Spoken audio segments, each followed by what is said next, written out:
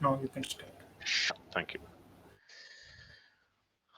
Great. So this will be the content for today, guys. We'll be discussing more into an API designer, and before that, we'll discuss what is in a descriptive way, and what is Ramel, and within the API designer, what is API designer? Why do we use, and how is this design center is useful, and what capability does it has? And I'll be discussing few scenarios, few examples as well. And Ramel, how to create an API through Ramel, and how do you mock? So we will discuss in this particular session. And based on as Ryan mentioned, this is a huge topic. So if time permits, we'll discuss about the API development. So that's the reason I highlighted in a different color. And let's go further. So coming to so what is an API basically? So I'll start off with an example, guys. So basically, your API. So example, you wanted to book a tickets, or you wanted to place some order in a platform. So what you do is we will have in order to book, we will look into a platform such as Make My Trip or Go Ibibo. So that's the platform where we go ahead and book our tickets, right? So in order tickets, we will check into the example. You want to book one particular travels example. It's like uh, Keshav Travels or Kaveri Travels or something like that. So do is this particular web browser, we will it will connect through the travels, and that particular travel will give you the details, and that details example how many seats are available, what is the destination. So that's where your interface which works into it in terms of it provides a two types of URLs. So how does the URL interact? Where example where everyone can access in the browser. So the moment you click on the URL, the browser gives all the details, you know what are the to which destination you want to go. That's where that particular URL comes into picture. And for that, there'll be few applications which might be applications are third party aggregators, as I mentioned. So this is the human readable URL, and this and the most important part is where the developers use, where any applications example which are interacted, which is nothing but your APIs. So your API, when you try transaction or book tickets, that's where your web browser comes into picture and accessible from the application, which is nothing but your APIs. What it does is it has a set of applications wherein it connect to it, and one which daily basis in the sense while developing an API, what we do is we'll try to interact with the external sources. So what external sources over here? So in order to go ahead and interact with that particular API, the your Make My Trip portal, it gets the details, and your that's where your local. So there is one particular URL wherein you go ahead and test it. So how do you test it? There is a REST client, as most of you all might have gone through about introduction part. But what I mean by REST client? So where once we develop the APIs, we go ahead and check in our REST services something like ARC and Postman. So Postman is something where we develop the APIs and we try to do a local testing. So how does the URL looks into? Let me share my screen. Probably this is just the presentation which I'm seeing. Let me share my entire screen, and let me give a small example over here.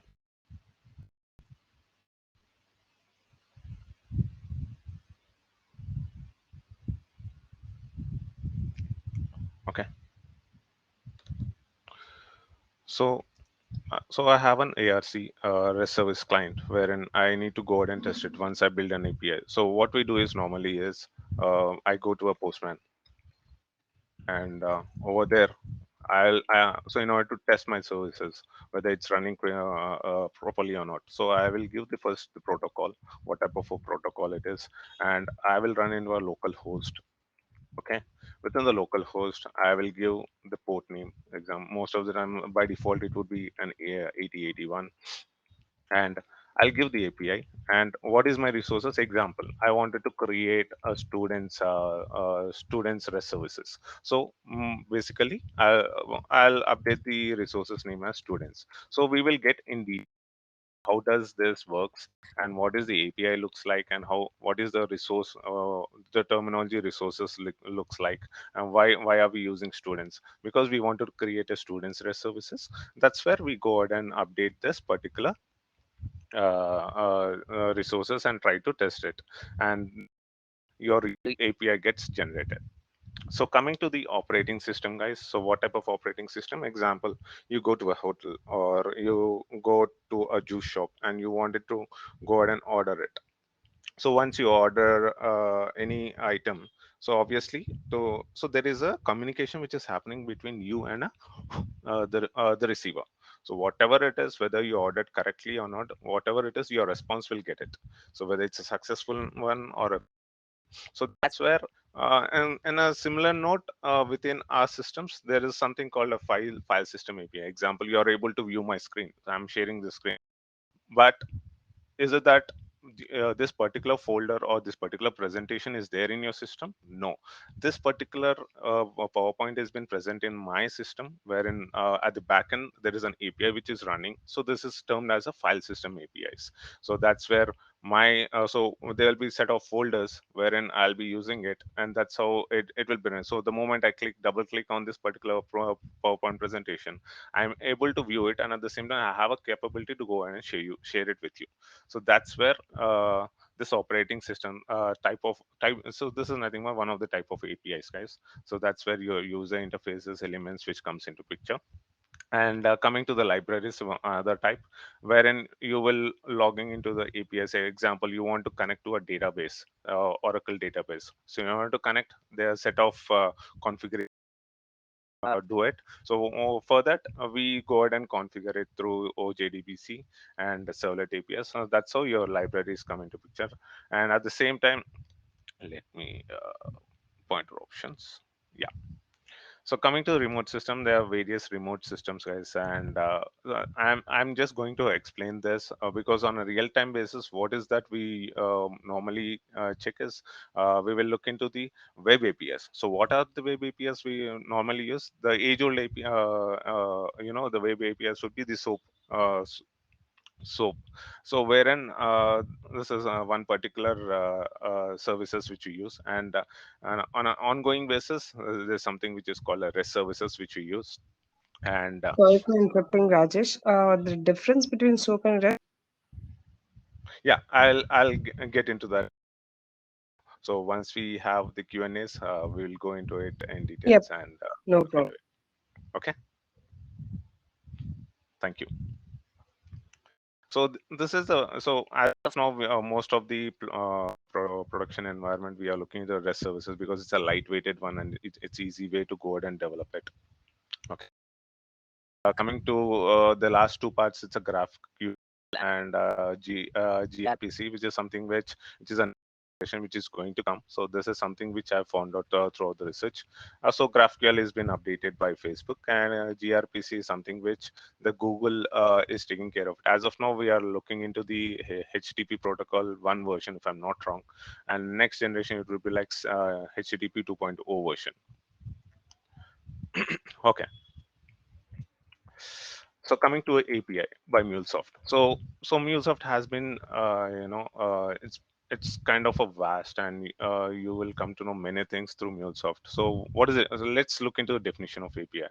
So basically, the API, it connects your application and it which consumes your consumed by an applications, where we go ahead and do example, it interfaces the data from one system to another. Okay, it's like a human readable, and at the same time, the second point I would say is it is a well defined contract points. What do you mean by contract points? Example, we go ahead and give the endpoints, and based upon our endpoints, what we do is we go ahead and structurize it, and based upon our request, we'll get the response between the provider and a consumer. So what do you mean by provider? Example, one who implements the API. So example, you are being a developer, you're going to implement the APIs, and that particular API has been running successfully or not, we go ahead and test it. And at the same time, who is the consumer example who invokes the API? So what do you mean by invoke example? Whether the end person is are able to execute it or run the application successfully or not. So that's basically in a layman that's what I've updated you guys. And then coming to the programming interface. So basically, what kind of operations which we call, example, we go ahead and implement it. Example, we wanted to call an operation, and what is the input which we need to provide? So what type of input we need to provide? And at the same time, how do we go ahead and get the output? So so whenever we provide and implement the call, and at the same time when we provide the input to send what type of a call it is, so we need to expect this particular output. When you build this particular APIs or build code, you will get back from a call, and there will be underlying data types as well. And based upon the data types, we'll come to know uh, in a real example, there are lots of data types. We have our reusable components, we have traits. So there are so many sections where we can cover in this particular API categories. I hope I'm making it clear. Just let me too fast. uh, is it okay? Yeah, for me it's okay. Okay, thank you so much. Yeah, and coming to API to function, how does it function? So basically there are lots of functions which we mainly look into, guys. So example, what type of API specification you use, it defines when you can call, execute, and what you can send it and what you get back. Basically what I'm trying to explain over here is, you need to give a specification how exactly it defines it and what is that you wanted to call it. And once you call it, how does it get how do you want to secure it? And once you secure it, you will thing called mocking your services, that will get into a picture when we have a demo session at the end. And when you can send it to it and what you get back. So example, let me give a small example. How do we go ahead and part? For example, I have a resources called students, okay, which I'm going to create it. So in that students, I wanted to get. So this is my students REST services, as I explained you guys. So within the students, what I do is I need a methodology. Example, I want to retrieve the data. So retrieve is nothing but get guys, and post something. I want to update the news, new or rather new details of the student details. So that then I will use the post methodology. So this is one of two types of methodologies which I'll be using. And within the students data, what I'll be doing is I will use what one particular. So example, I need multiple student details I need to check, and individually I want to get the student details through ID. So what I'll do is, so ID. So anything which is designated within the flower bracket, guys, it's called as URI parameters. So that I'll be explaining when we get into a Ramel section. Okay, so let me re-explain again. So students will be my main resource, and within the students, I wanted to retrieve the data. And once I retrieve the data, I will also post the data, any new students which I wanted to update. And within the students, I want to get the one particular student's particular ID details, which is nothing but get by ID, which normally this is the terminal.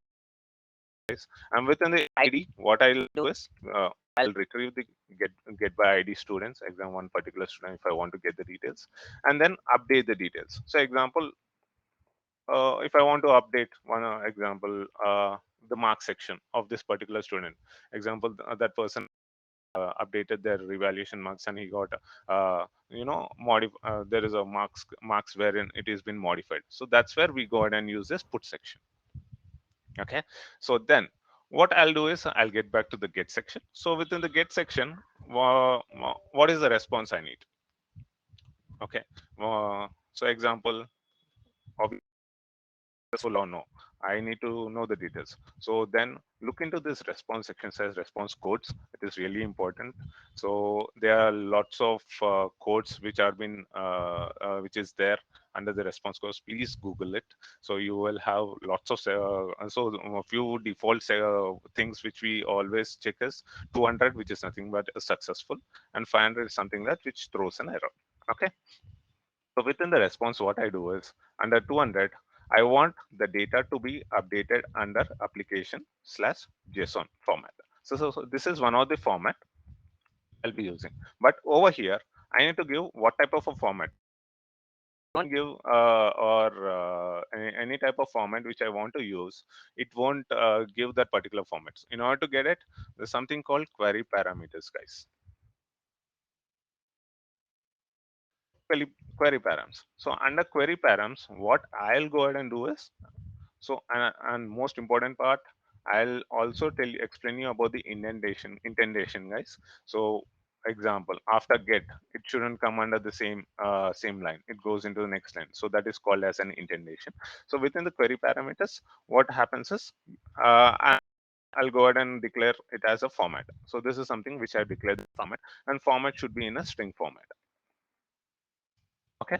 So get methodology, I go ahead and give my query parameters as a format, and within the format, what is the application which I wanted to get the output, which should be into a application JSON.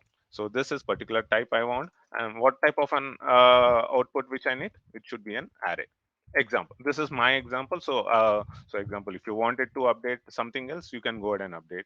So within the array, uh, I need an items.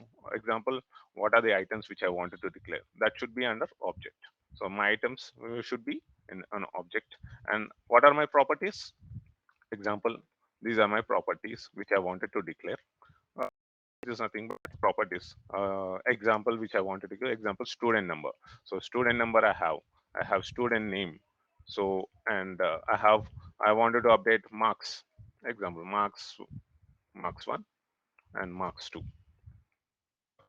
But how does this API reads it? What type of an format it comes in? So this format as in JSON, but something which we need to declare, which is nothing but student number should be an integer. So obviously, your example, it might be a roll number or registration number or kind of thing. So I'll declare it as an integer. And once I declare it as integer, student name, it's nothing but it's a name of a student. Example, I wanted to update Jackie or Jackson. So obviously, how does it treated as? It will be treated until unless you update or declare it as a string. And marks one, obviously, it will be a number system. So then I'll declare it as an integer.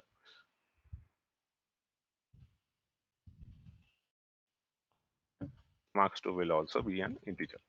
So this is what I'll be declaring it, guys. So this is nothing but your uh, implementation part. So this is nothing but your API definition, guys. So you're defining an API into a sort of structured format with resources. Within the resources, you want to retrieve the data, you want to post it within the students resources, you wanted to get by ID. So that's how you will go ahead and segregate it, and that's how gets into it. And that's where once you develop particular API, you go ahead and publish it. Once you publish it, that's where you develop into a studio.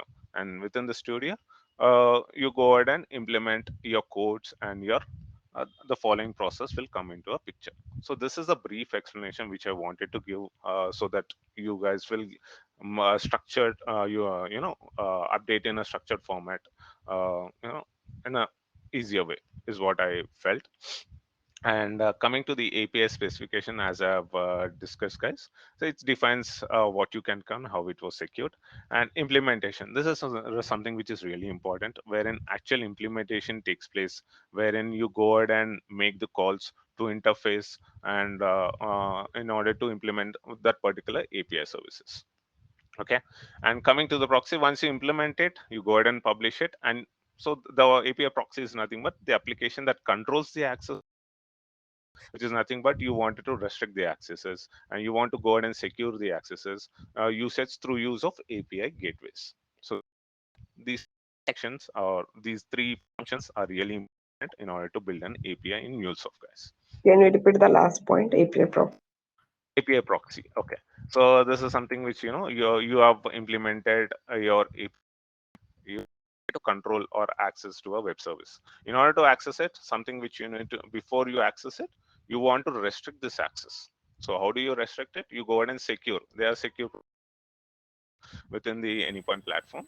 So it's of, you're restricting access and usage through a use of API gateway. So Rajesh, one question is here. Mhm. Is this API proxy also like another API? No, it's within. We will get into this more details once you implement it and publish it. And there is set of section wherein once you deploy. So there's a deploying into an on-premise and cloud hub. So once you that's where you go ahead and give your API gets into a running stage, and once you get deploy the stage, that's where your runtime comes into picture, and over there you have API proxies. So this is one and the same. So these are type of functions which we use within the API which you develop. Okay, Okay. let me add few You points want to here. add, yeah, yeah. Yeah, let me add few points here. So generally, like we use proxy API on top of our experience layer. So what is the main objective of that proxy API? So whenever like you have, so whatever you have experience API or other layer, we apply our business logic, or we write our like whatever business logic or whatever what I can say implementation you want to do, we do there. Okay, if you want to extract your non-functional requirement like security and any other thing which is your non-functional requirement or non-business requirement, so generally what we do, we create one proxy API on top of our experience API, and we apply all the non-business requirement like as I mentioned security and all on proxy API. Okay, so there are certain steps we can create proxy API on top of our experience API. Okay, so whenever like means if you see like most of the project they don't use this proxy API since it also involves some cost, since you need one more worker to deploy your proxy API.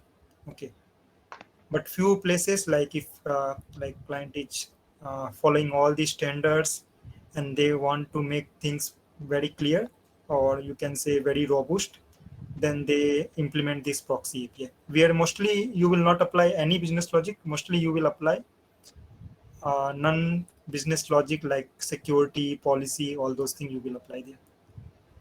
I'm not sure everyone clear with this, or should I repeat again? Yeah, yeah, good. Instead of original proxy, uh, we can use this API proxy API to the client. Yeah, proxy API, yes, we can create proxy API. So I am talking about that proxy API only. Means instead of original API, we need to share this proxy API to the client. Yes, whoever consume, yeah, instead of sharing our implementation URL, we will share proxy URL. Okay, so Okay, for secure. request will come, that request will come through proxy API. Okay. For secure purpose, we are implementing this proxy API. Yes, mostly I have seen like they like everyone use this for security purpose only, and to make your code more robust. Like since in all the three layer we apply our business logic and we write our code and everything. Okay, if we want to move everything which is non-functional requirement, you can say, or non-business requirement. For example, your security policy, then your SLA and other thing.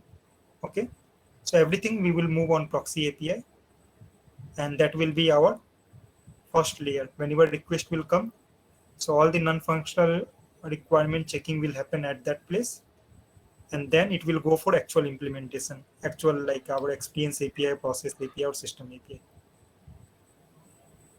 So, well, as per your explanation in the first part, I understood like this. Once our implementation is completed, we deploy the API. There we will provide the policies and some policies, and we will apply, and we will control the access for the clients, right? That Yeah. part, what are the policies we are applying and controlling the accesses, that part we are calling the API proxy. Is it correct? Yeah, so you can apply on experience layer also. It's not like you can't apply there. Whatever policy security we have, we can apply on top of experience layer also. But if like your client want to be more robust and they don't want to touch any business logic, they want one separate layer where they will apply all the non-functional requirement like SLA, policy, security. Then in that case, you can create proxy API and you can apply all this thing there. Yeah. Even proxy API we use for non-Mulesoft application. Okay. For example, you have one Java application and you want to call that Java application through Mule API. Okay. You want to use Mule gateway. In that case also, what you can do, you can create one proxy API and you can expose that you means in backend you will call Java application in that proxy API, and for client you will expose your Mule API URL to client. So whenever they want to call that Java application, they will call your Mule proxy API URL. Request will come to Mule application and then it will redirect to Java application. In that business requirement also we use this proxy API. Okay. Okay, Ravi. Yeah, I got. Suppose, Ravi, 10 APIs we have implemented, and we want to provide security for those 10 APIs. For that Yes. one, if we want to provide the security, that proxy thing, what we are discussing, do we need to Yes. create separate API and we need to call all the 10 APIs from that proxy API, or we can implement that proxy part in the experience layer itself for each API? Okay. So whatever I have seen, for each experience API, we expose one proxy API. If your organization is following that pattern, so for each experience API, there will be one proxy API. But if you want, you can make one proxy API for all the experience APIs. But so far, I haven't seen anyone implementing this in this way. But if you want, you can do it. Okay. Okay, Ravi. Got it. Means extra worker also we need to provide for this. Yes, yes, yeah. So that proxy API will be deployed on extra worker. So that's why due to this cost, like I have seen 90% cases, like organization are not using this proxy API since it involve extra cost of one worker. Okay, yeah, sure. So if you don't use this proxy API, we need to apply the policies and all the security part in our experience layer itself. That is what Yes, we are correct. telling. Them. Yes, Okay. yes, Yeah. correct. Okay, Ravi. Thank you. Sorry to interrupt, Rajesh. Mostly applying this policies is nothing but a proxy API only, right? When we apply this policy, a proxy API will be automatically generated, which will be implemented on our experience API, right? So how come what's the difference between this? No, no, no, no. It will not be Uh, generated automatically. If you we need want to to, set up. Yeah. yeah, we need to do required setup to create one proxy API on top of our experience API. It's about applying policies, right? Manager API with applying policies, client ID, author. Yes. If you are talking about this security and policy, yes, that is that one. Proxy API is, you can say, one extraction layer on top of our experience layer. It will be a gateway, right? No, gateway is separate thing. Okay. So like in Mulesoft, we have like inbuilt gateway. Whenever request will come, first it will go to your request will go to gateway. From there, it will be redirect to proxy API. You're confusing me. Sorry. I'm confused with this API proxy. Okay. So gateway is on. If I'm not wrong, so Abhishek. So gateway will be on top of proxy API, correct? So first request will come to gateway, then it will redirect to your proxy API. Then if you applied any policy or security, then it will redirect to API manager. There it will validate your proxy and security. Then it will come back to your proxy API, and then again it will come to your experience layer. Two time it will be going to proxy API. No, one time. Request First will come to gateway, gateway, yeah, then it gateway, will go then to proxy API, API, then then policy it will be, then experience API, right? oh, wait. Sorry. If I can share my screen. Oh, yeah. No, I would like request to add will on this, come. Rajesh. Yeah, right now I'm Yeah. doing HSBC project. Over there, I see like we have a proxy API. Proxy API in the sense that it provides like client ID and secret. This policy have been implemented. So I don't think so. That's an So external Okay, proxy okay, API. okay. so basically, in a simpler way, a proxy is basically, it includes some basic security monitoring capabilities. Okay, if you're talking about the gateways example, both API and proxy and API gateway provides access to your backend services itself, right? So example, if your API gateway can give can as a simple API proxy as well. However, if API gateway has where it has more of a robust kind of features, extra features, especially around security and monitoring, Okay, than okay. your So, API proxy. Sai, okay, sorry. Yeah, yeah. So, Saida, you are using this on-premise deployment model?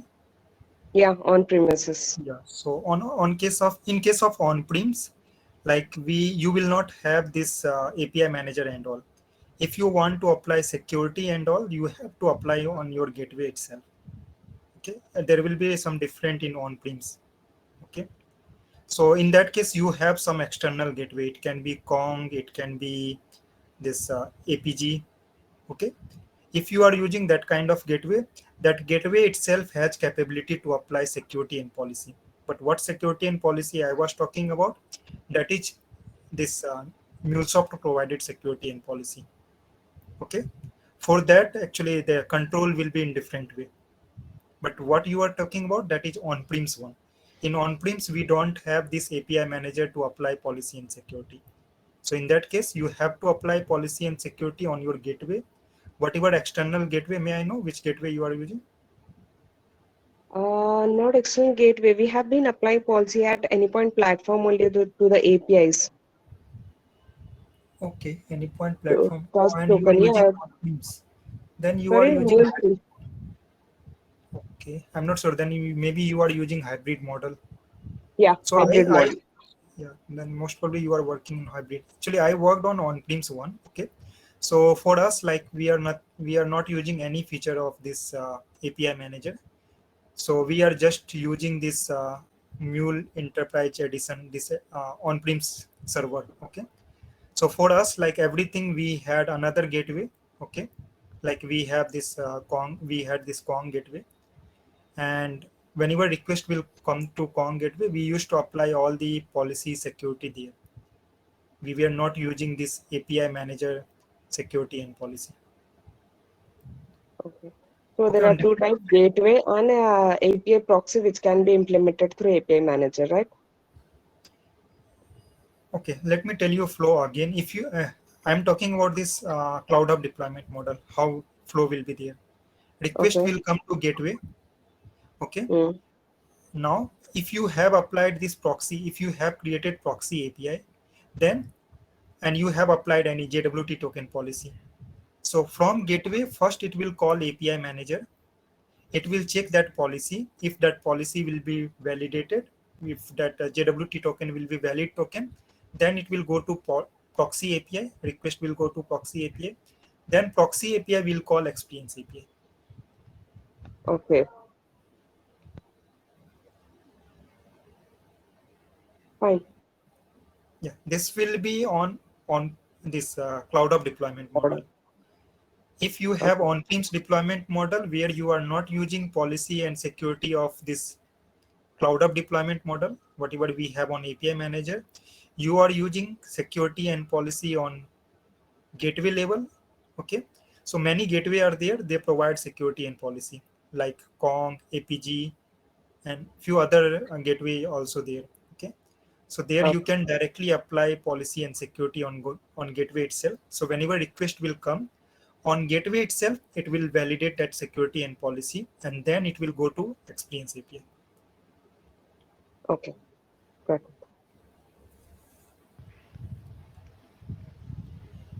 Thanks, Okay, Ravi. fine. Rajesh, we can go ahead. Yeah. Yeah. So next, let's discuss about our Anypoint platform, guys. So as you all aware, you know how Anypoint platform looks like. So basically, what is Anypoint platform? It's a collection of tools, and it supports your API design. So as discussed in your previous slide example, so this helps your Anypoint platform will support API design, implementation, and API management. Just now we had a good discussion among all the others. So it's like securing components and stuff. As you can see the image over here, you have a design center where you go ahead and design your APIs. Then you have a management centers, your runtime manager, visualizer manager, policies, SLAs. There are lots of stuff which comes into this Anypoint platform. So please do explore it. If you guys are a beginners, really a nice platform. You'll get to know most many things. So basically, what is an Anypoint platform? It is a unified, highly product. It's a hybrid integration, wherein you can go ahead and seamlessly apply the new policies, and you also go ahead and develop the APIs through API activity and stuff. And once you collect the runtimes, and where your tools and web applications will be ready, and go ahead and deploy. Once you deploy, what does it do? It goes in your structured format. It runs, manages, and you can and then monitor. So basically, it's nothing but your SLAs, monitoring your application and stuff. And how do you deploy it? As discussed just before, it's like on-premise or Cloud Hub. So these are the running runtime applications where when we go ahead and apply policies for it. So this is basically about the Anytime platform, huh, guys. So the diagram will give you a clear picture. So this is the design center, this is the management, and what does the exchange gives you? There are lots of connectors. There's so many connectors wherein you can go ahead and look into the what is an experience API, what is the process API and system API, and then these are the runtime services which we're discussing about, and then the last but not the least is hybrid cloud. That's where you deploy and apply the policies for it. Rajesh, this is Satish. Yes, Can you go to Satish. previous slide? Yeah, before, yeah. Here, there are two are applying parts on-premise and Cloud Hub. Uh, for practice purpose, we are downloading the on-premises that one to download this one on-premises server. I didn't get you. Cloud Hub I Can you, know, but on-premises. sorry, sir. Can you please repeat that again? Yeah, uh, here applying policy on-premises and Cloud Hub, two are Mm-hmm. there, right? So how to download that on-premises application? Okay, how to deploy it? Cloud Hub I know, but on-premises, Okay, yeah. sure. So basically, there's a and there is a correct me if I'm wrong, Ravi, because even I am pretty new to this on-premise Cloud Hub. I'm pretty sure. So correct me if I'm wrong. So we use the command line on on-premises like start API gateway, and that's where we go ahead and navigate to the directory. So there is a steps wherein it has a good description in our Mulesoft docs. If I'm not wrong, if at the end I'll share that link. I'm pretty sure that I have gone through that particular link, which has the steps how to go ahead and deploy through on-premise. Okay. Thank Anything you want to add, Ravi or Abhishek? No, no, fine.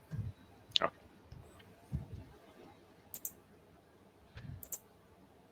Yeah. Components we basically look into the Anypoint platform as your design center. So example, it is a web based, and it has a graphical tool that can go use to design and document an API, guys. So once you design, and what we do is we go ahead and publish it, publish into an Anypoint exchange. And once you publish it, what is we go ahead and deploy Anypoint Studio, which is a Java-based design environment wherein developer can go implement the APIs. And once you implement it in the studio, what you can do is many Anypoint connectors where lots of there's built-in connectors that are where a developer can go ahead and use to integrate the applications. Probably most of them applications as well. And once it is done, we go and try to go and test whether it's working fine. So in our first slide, as I've explained, through the local host firstly we'll go ahead and check, and once it's done, we go ahead and deploy into the wherein Cloud Hub is nothing but it is managed services. It is offered as a managed services, which means development team does not need to install anything or operate any special hardware or software. Wherein the Anypoint platform has a separate Cloud Hub wherein it looks into it. Once you deploy into the Cloud Hub, your Anypoint runtime manager. So that's where your Anypoint management center comes into picture. Is a central console from where a developer can go get a provision and monitor all types of resources or whatever you have deployed on the Anypoint platform across hybrid cloud architecture kind of thing as well. And once and also coming to the exchange. So exchange gives you basically it's a central hub. That's a development thing where you can store and access your APIs, templates, connectors, and you document it, and you have other various other resources as well. And API manager, as we had discussed, it uses to manage and secure your APIs and API gateway. And that's how your flow comes into picture. You design first, then you simulate it, you get the feedback, and then you validate it. So that's how the cycle runs through in Anypoint platform once you design an API. Okay. And so in this particular section, as you can see, this is where the inner circle wherein design, simulate, feedback works into picture in the Anypoint platform. Once it is done, we go into Anypoint Studio, we go ahead and build it and then test it. Once we test it, we deploy it. So then once we deploy, so how do you manage? What are the version which we update? What secure policies? Deploy and register, monitor, analyze. For example, your analytics, as you can see over here, my pointer, and then you troubleshoot it. What is the scale? What type of scale, and what is the response which you are getting? So that's where you service all your APIs which have been built. So this is basically about the Anypoint platform on a holistic basis, guys. Any questions until now? No. We're good to go. Next one. Cool. Thank you so much. Yeah, Rajesh, we use it on what simulate, right? What it mean by simulate there? Sorry, I didn't get it. In previous slide, we used simulate what, right? What it mean by simulate? Okay, simulate is nothing but example. You have designed it. Okay, so you have given all the necessary what do you say the resources, get by ID, and you have designed properly. So once you design it, the next step is simulate. So simulate is nothing but it imitate the impression. So it's like pretend as though it produces. So you want to test it. So based upon the test, whether it's giving what do you say the proper response or not. In simple way, I think we are publishing on Exchange. So Exactly. whenever you will design your API, then you need to ask BA people to validate that Ramel. Okay, so how they will validate? You can't give them How is the access to behavior design of that center. particular? Yeah. Yeah, And design adding to it, center is only for developer. Okay, so that we can't give access of design center to BA people or our end client. So what we will do, we will simulate this and we will publish that on Exchange. And on Exchange, we can give access to our BA people or our end client. So they can go to Exchange and they can validate this Ramel is as per their expectation or not. So this way we are publishing on Exchange. That process, like in short, we are calling this simulate. Okay. Okay, Ravi. that's right. Yes. Yeah, simulate means I think, yeah, as You you mock told, the it is a services. marking. Yeah, marking Yeah. service. Okay. So in other words, you mock the services. You give the endpoints and stuff. Okay, got it. Ravish. Thank you. No problem. Thanks, Ravi. Okay, let's go to the next topic, which is a design, guys. So design. So basically, what is a design center? So within the design center, what we do is we go ahead and write, publish. It will tell how API behaves internally or externally. And we give API specifications. We use a Ramel language to go ahead and API specification, which is in a Ramel language, which is a pre-built one. And also we have a reusable API fragments. It's nothing like you should know particular coding language also, guys. Once you have a fair idea how the Ramel works, then it is pretty easy to go ahead and build your API. Okay, and what are the two examples of common API specification would be, so example, let me go ahead and log into my so I have a design center. So in order to create a new specification, or in order to create a new API specification, what I do is I give you a title over here. And so what are the common specification? So commonly we go ahead and use language itself. Checking this option, and also there is another called as Open API, which is nothing but previously it is called as Swagger, but we normally don't use it. So JSON, which will be used within the Ramel language, we go ahead and give few examples and stuff. Your Ramel, we select Ramel, and based upon which we give the title and create your API specification. So once you create an API specification, and this is how your design. So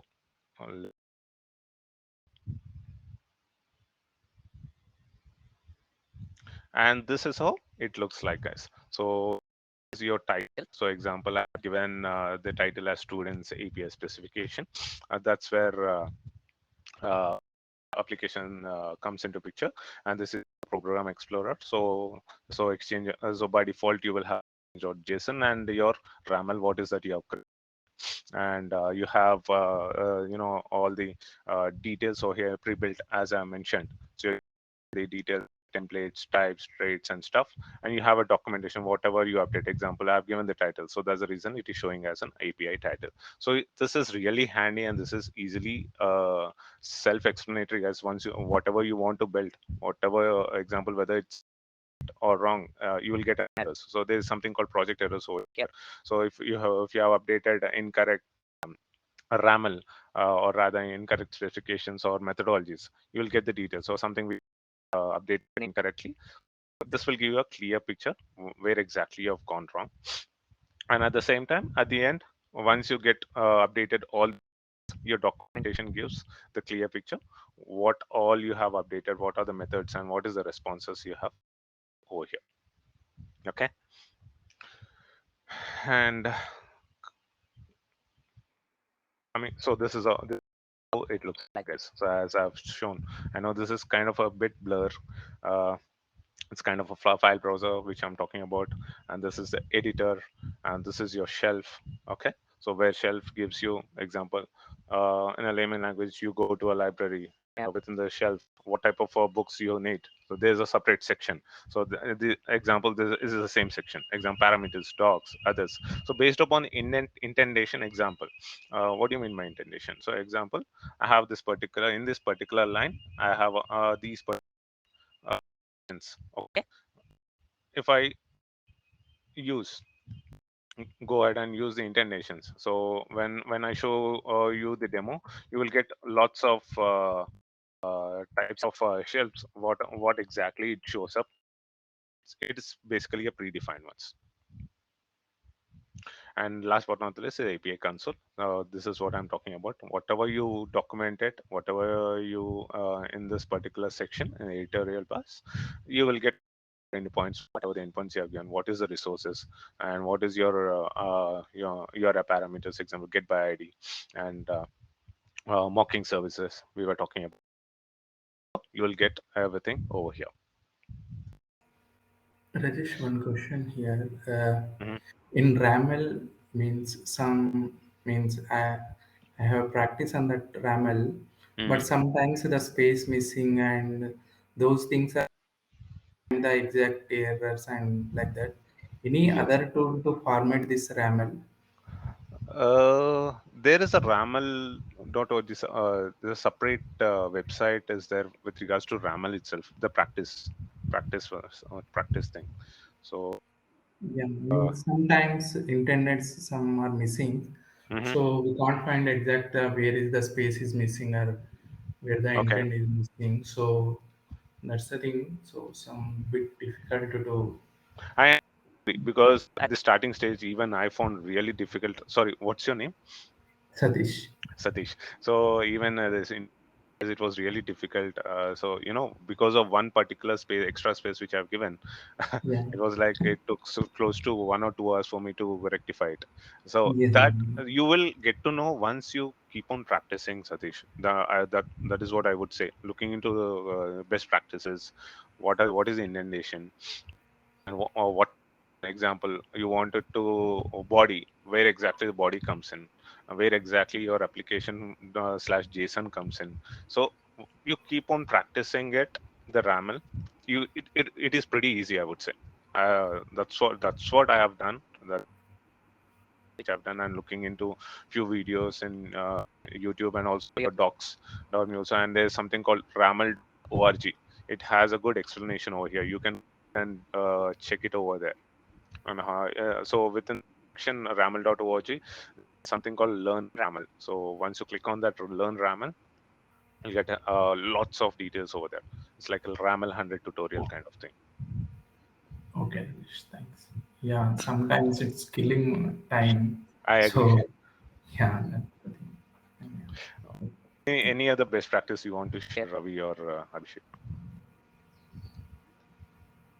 Yeah, for Ramel, like you even like I can't find any tool where you can like automatically this indentation will be adjusted.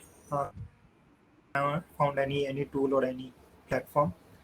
So here, like by practice only, you can learn Yeah, the indentation, and it's not very difficult. Okay, maybe if you are in your early stage, you may feeling this is like you are feeling problem, but once you will be handy for like few days, then it will be very easy.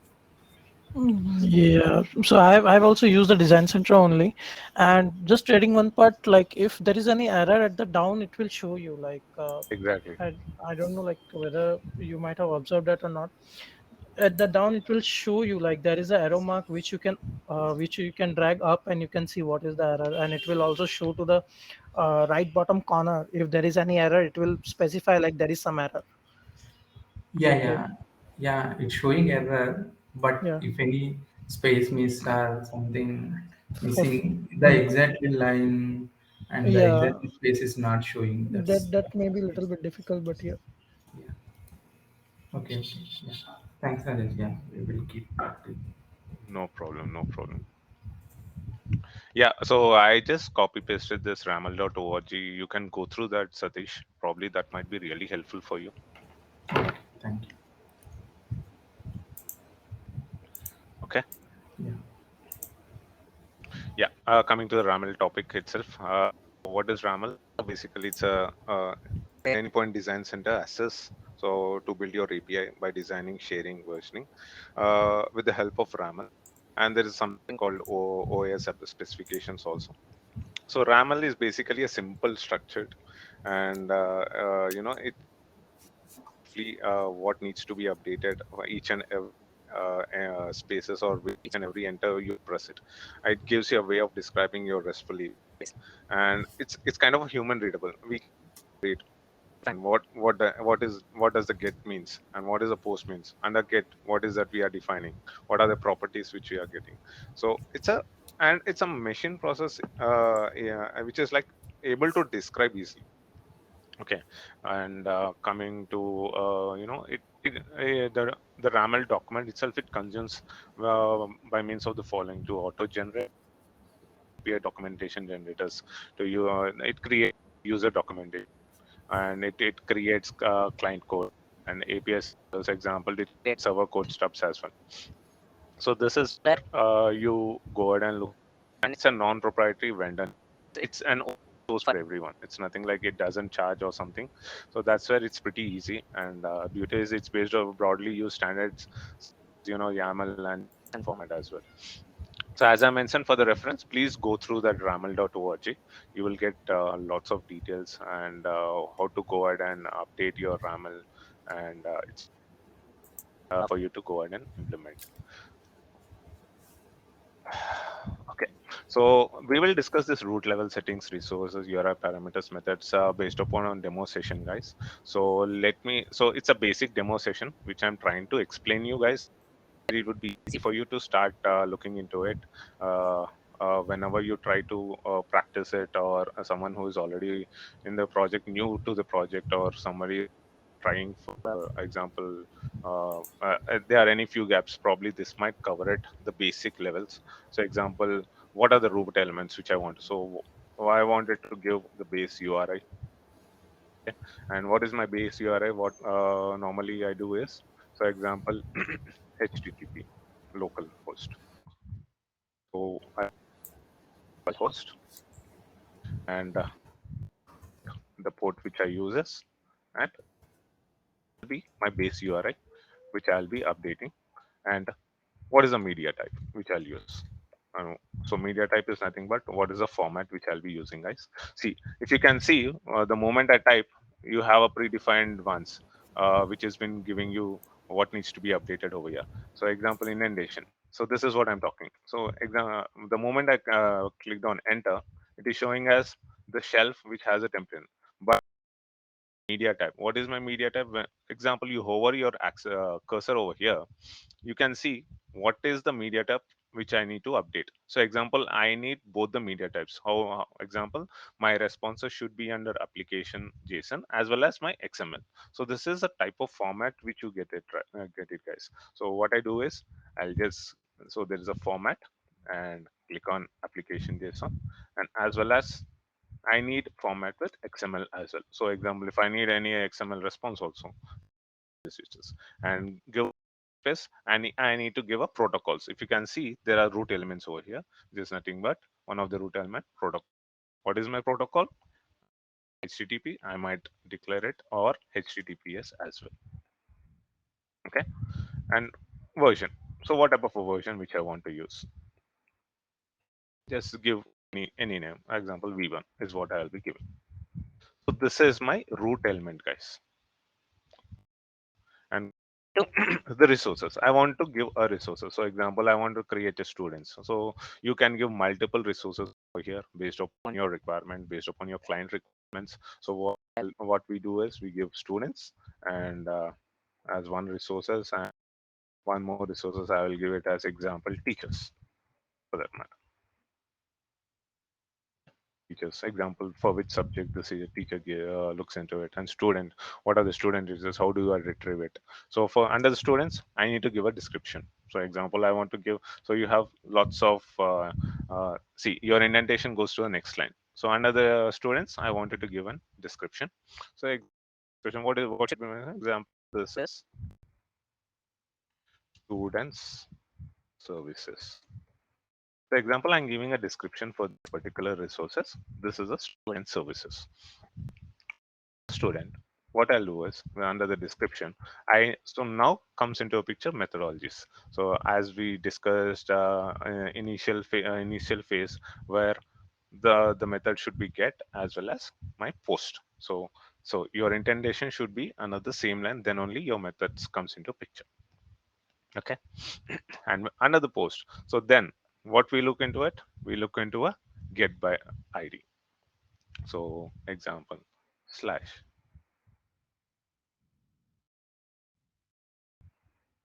always ensure, guys, your ID should be in, so get by ID is in the flower brackets. So that's is nothing but your URI params. So example, so as you mentioned, Satish, that's where you'll get the code valid node. So let's see what happens is,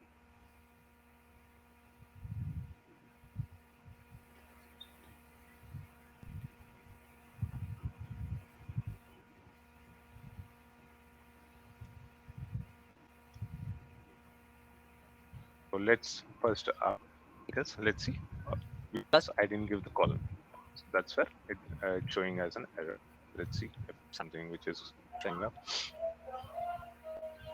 And coming to get, so what is that? I want to give the details. The same, which is nothing but I want to give the description. So if you want to give a description, give a description. If not, we already gave the description, right? So you don't have to give the description, or else. So in a best practices, always guys, always give uh, the details as retrieves all the student details. Get is nothing but you're retrieving the details, and within the get, so as I mentioned, I want to use a particular format which is published. So what is the parameter which I'll be using is query parameter. Anything which starts with question mark. So example, anything which starts with question mark and format. So this is the format which I want to use. That's how your query parameter denotes, starting with question mark and format. So under the query parameters, what is that I'll be looking into? Format. I'm defining it as a format, and format should be in a string. Okay. See, it's like predefined, guys. It's just that you should know what needs to be updated. That's it. And this is the format which I'll be using. Once I give the format, I need a responses. I don't see any responses over here. So what I'll do is I'll go one step back, since give a backspace and give a responses. You can see the response. Click on the response, and what are the responses which I'm looking into? 200 and 500.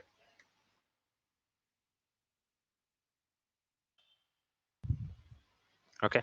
So within the 200, what I'm trying to give you is, so example, what is the body of it? What are the responses? How does it gives me the response? So the body should be under application design. You all that you need to do is click on it. It's based upon the clicks, it works. So click on this application.json, and what is the type? So example, want it. I want this into an array. So within the types, I need items. So example, schemas. So I have the items. So within the under the items, so this comes into an array. Within the array, and there are set of properties which I want to declare. So what type of a property it is? It is nothing but example. Just scroll down. I want to give you a student number. Student number is nothing but you can see over. You will get all the endpoints. So example get. So what is that I've given? Student. So integer means obviously you'll get the example over here. This is the table view wherein you can look in format you want to get it. So example, student is an integer. So this is required. So obviously it is a required format, and student name.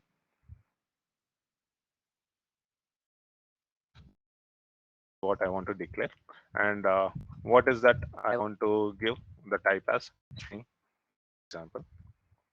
So this is something which is I'm giving a step-by-step guys, so that you should know each and every by default what is that we use. So string is one of the type which we look into it, because there's another way of best practices which we can use. That's an advanced level. So once you know this base, pretty easy to find out and keep on practicing. And next is required. Whether do you require the student name? Because student number is something which is really important. With student number, we can correlate it as and update it. I don't want to give this as a required one, so I will just give false. So if you can see, click on false. Can you see that over here under student name? Under, but it is not required. Okay, just go to the next and coming to example. So what is the example I want to give? Any name.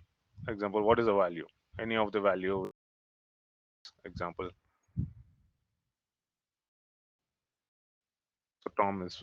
So if you can see example, this is what it is showing. Student number will be any of the number, and the name will be as an example Tom. Okay, this one. Let's go here in the same indentation, student number, student name, and I want to declare marks. Example, I give marks 1 integer. Okay, integer. If you can see, you'll get the number over here. marks 2 as an integer.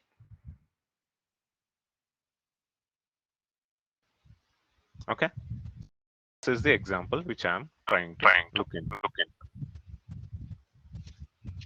Hello. Hi Rajesh, one doubt. Okay. So you have mentioned the type of a student number as integer beside that without giving the type, right? So likewise, can you update the type of S name as string without? Yeah, you can do. Sorry, who's it? If you're going on mute, please.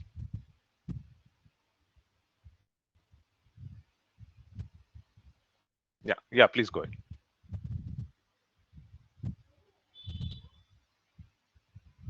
Hello. Able to hear me?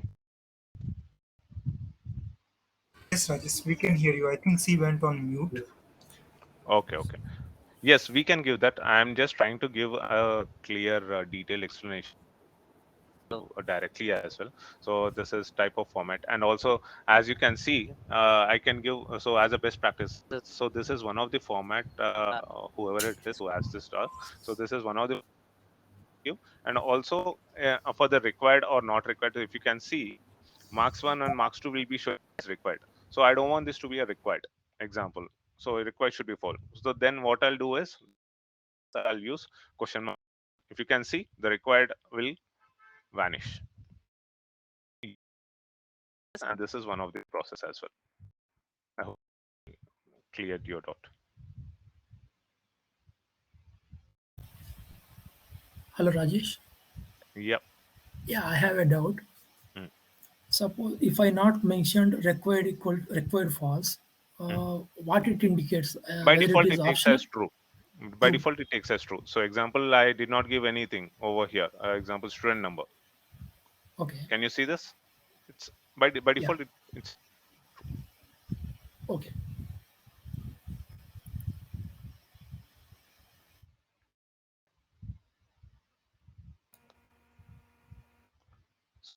let's try this. So example, I want to do a mocking services. So how do you want to test it? So this is something which I have declared, but I don't want to go ahead and test it under the local host 80.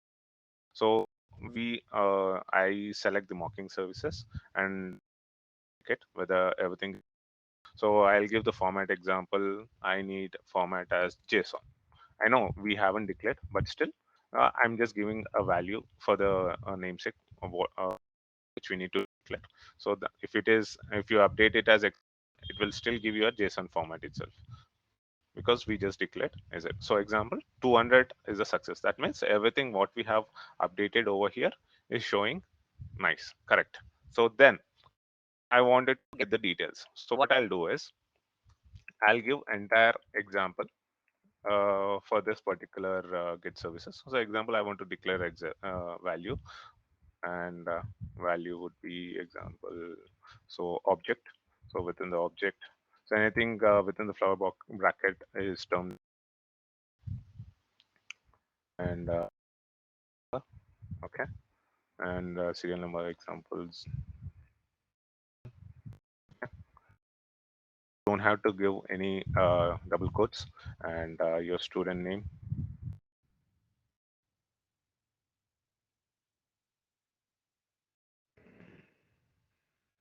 Just give S1.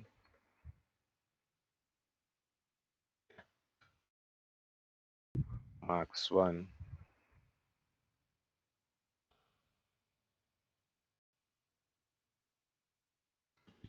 Or anything, any value if you want. Marks 2.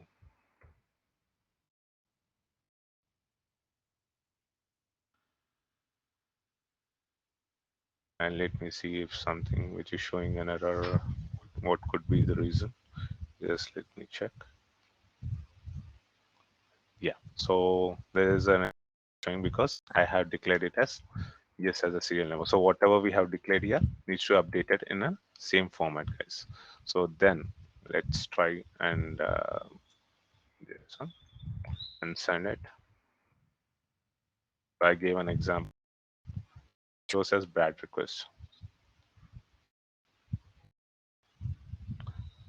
You see, so I have selected server. So that's the reason it's showing an error, because we haven't configured anything. So always select server should be mocking services, guys. So select that and click on send. See, you will get the details. So what are the example which I have given? It's running successfully. It's working fine. In a similar way, you can go ahead and give all the necessary details on the post and get by ID and stuff. So this is the basic structure which we use in order to create a Ramel. And once it is done, what we do is we go ahead and publish to Exchange. Before publishing, guys, ensure your project errors should show a blue line. If it is red line, please check the errors over here. As mentioned by Abhishek, you will get the necessary details where it's going wrong. Okay. Yeah, I think that discuss any questions. I think I'm done with it, Ravi and Abhishek. Probably. Uh, yes, Rajesh. So we had one question from Virender who was asking about base URI, like why we need that. So I've given one answer, like if you want to describe on that about the base URI. Okay, let me check. Okay, you already gave. Yeah.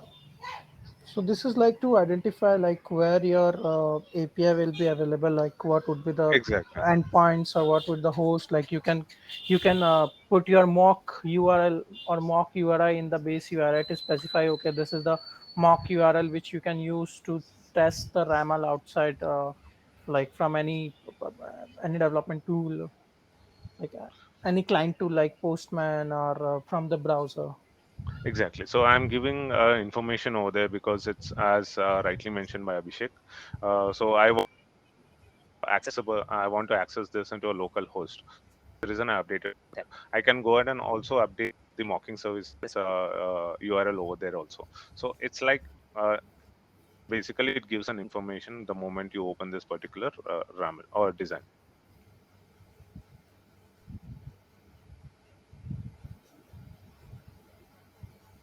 And yes, and initial stage, I remember someone was asking about SOAP versus REST, if I'm not wrong. Yeah, I guess Shahid has asked that. Sayeda. Yeah, Shahid. Okay. For Sayeda. So yes, so REST is like a lightweighted, as I've mentioned, Sayeda. So REST is like, it's usually a hypertext transfer protocol wherein once a request is received, so it request receives through APIs, obviously. Uh, and gives a format in return. What is the message which you are looking? I'm just giving an example.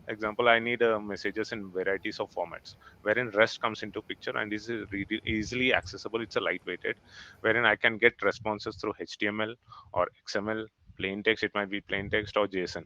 So so it's a favored. Basically it is pretty easy for us to go ahead, and it's more flexible, I would say.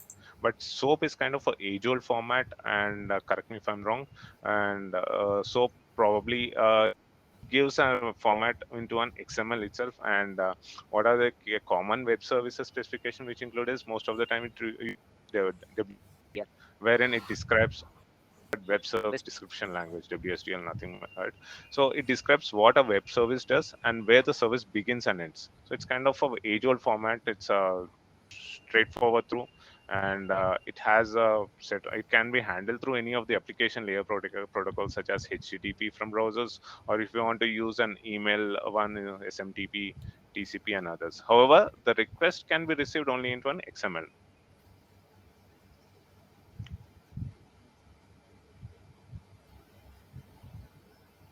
Does this make sense? So, anything else you want to add up, Abhishek or Ravi?